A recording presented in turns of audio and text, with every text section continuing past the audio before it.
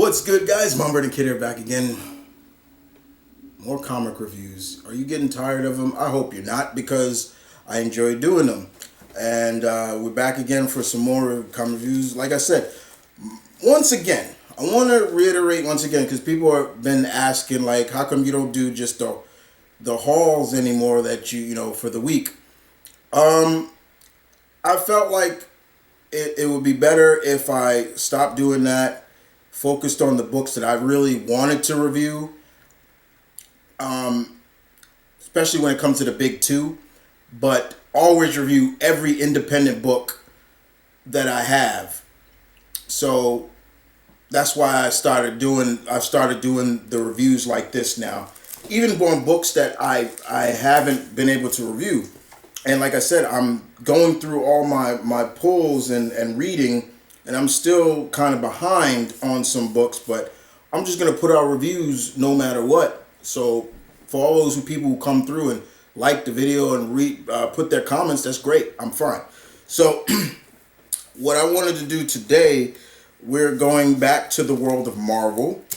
And I wanted to, there was a few last Marvel books that I finished before I start going into another stack of mixed books. So I wanted to finally give the spotlight to the final issue of Dark Ages by Tom Taylor and Iban Colello. Hope I'm saying the name right. Dark Ages, which was, I believe, Tom Taylor's last story for Marvel, because I think now Tom Taylor is exclusively to DC now, meaning he could do DC, but he can also do independent, but he can't work for Marvel, I believe. Correct me on that, guys. So how did this story end?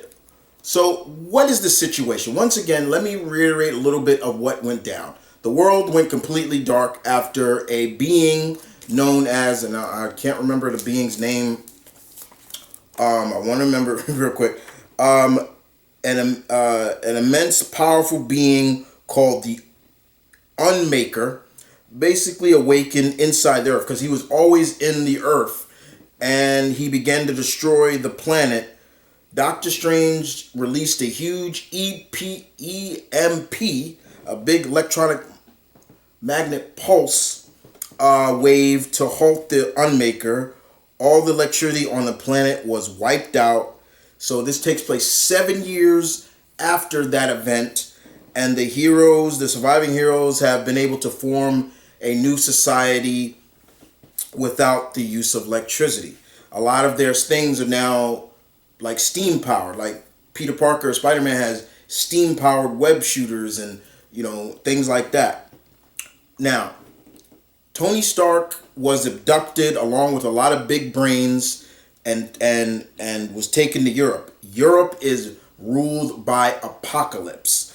Apocalypse is the ruler of Europe, and he wants to pretty much revive the Undermaker so he can take the Undermaker's power.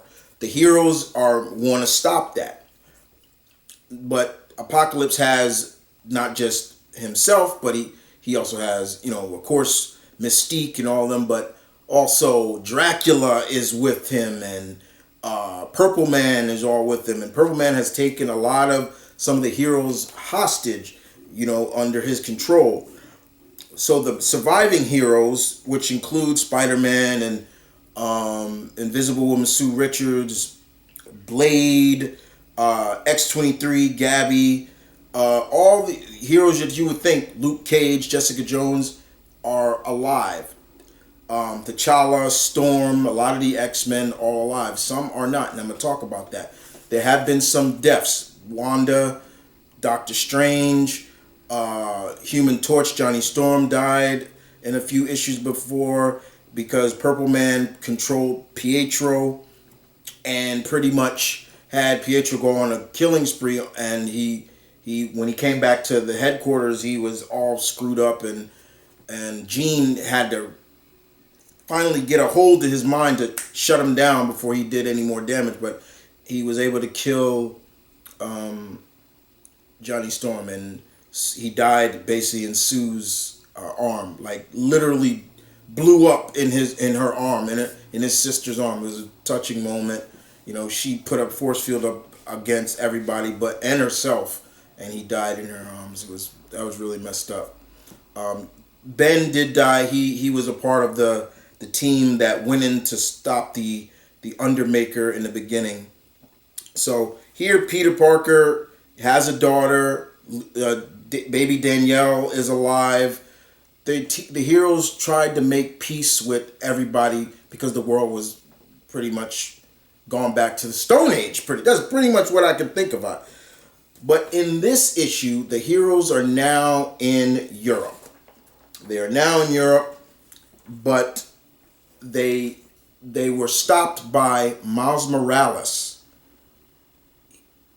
Miles Morales, who has the Venom symbiote and the Carnage symbiote on him.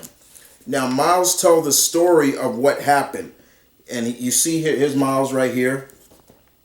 Here's Miles right here with just the Venom costume symbiote on. And he's talking to Peter, and he's like, look, everything was cool with me and Venom. We were one. We were great. It was fine even when everything went out.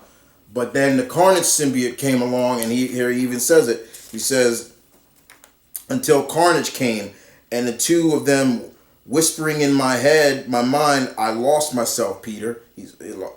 And so Dr. Doom asks him, so why would the symbiotes work with Apocalypse?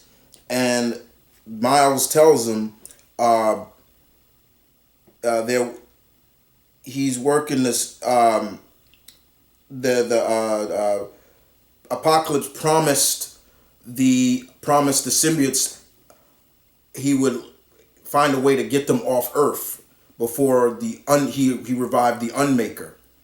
So he promised them to get them off planets to escape the planet. So now that basically Apocalypse has everything he needs to bring back the Unmaker. That name just is weird. He bring back the Unmaker. He has Magneto in this machine. Magneto, he's basically sapping Magneto over his powers to, basically because the magnetic forces, so they can get into the Earth's crust. But the one thing that they need is adamantium. And they have Captain America's shield because they have Cap under control, but they need more. This issue shows what happened to Logan. What happened to Logan in this, and I will show you what happens to him. So we see what happened to Logan. Here we are. Logan, I guess it was a couple of months ago, and we see Logan, and Apocalypse comes with Purple Man, and look who they have. Purple Man, they have Psych, and Purple Man orders Cyclops to open your eyes, and Cyclops is telling Wolverine, stop me. So Wolverine tried to go in. Unfortunately, a full blast of Cyclops optic blast, and you basically just see the optic blast just shredding Logan, just shredding his skin off, shredding him till he's just bones. And of course, that's how Logan dies.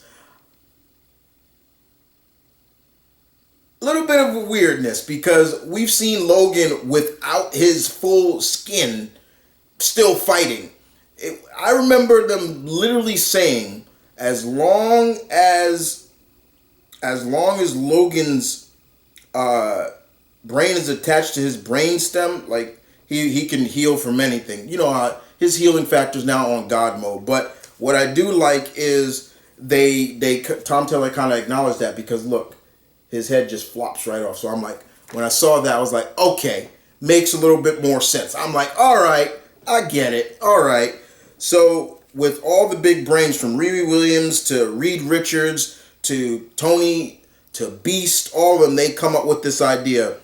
Apocalypse kills Dr. Octavius, because Dr. X starts kind of thinking about, like, wait a minute, you're gonna kill us all. We're all on this planet, and Apocalypse is just stupid. He's not thinking straight. So finally, the heroes get there and charge in, and it's a big battle. The heroes come, but Apocalypse has a little surprise for them.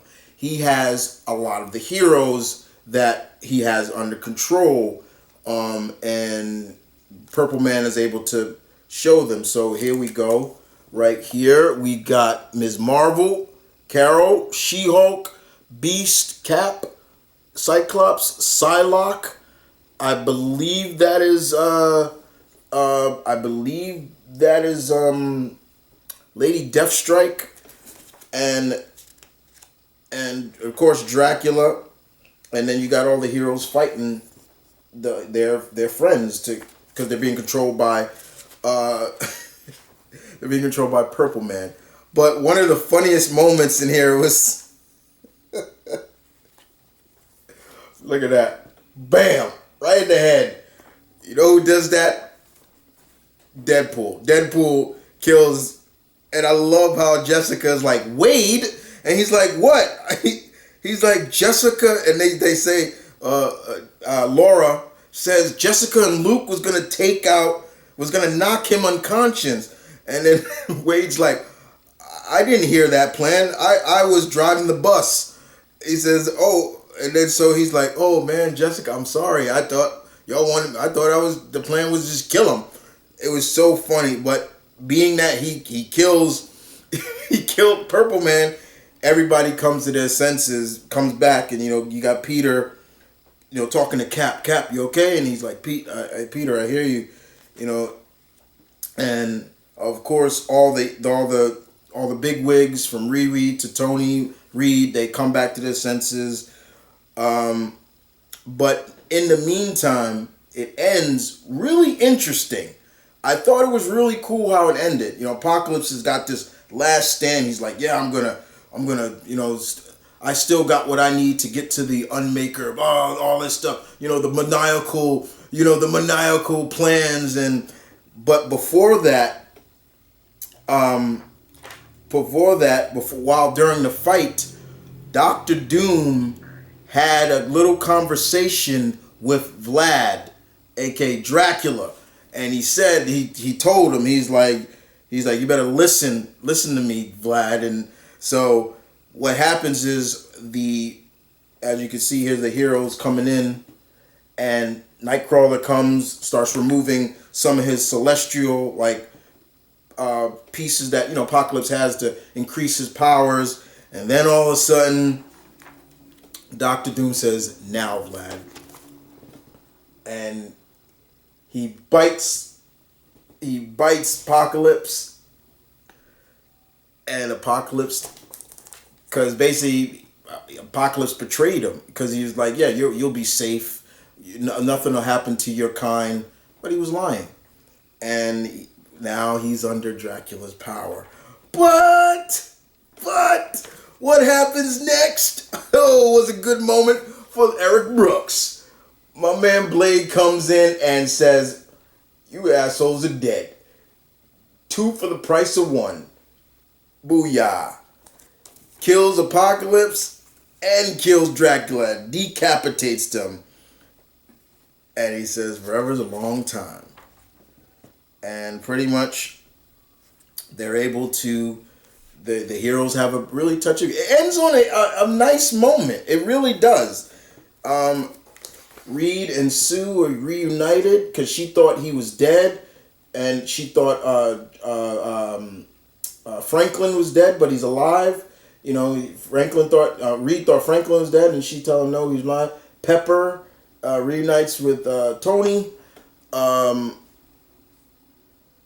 Magneto is out of the machine and reunited, and the heroes, as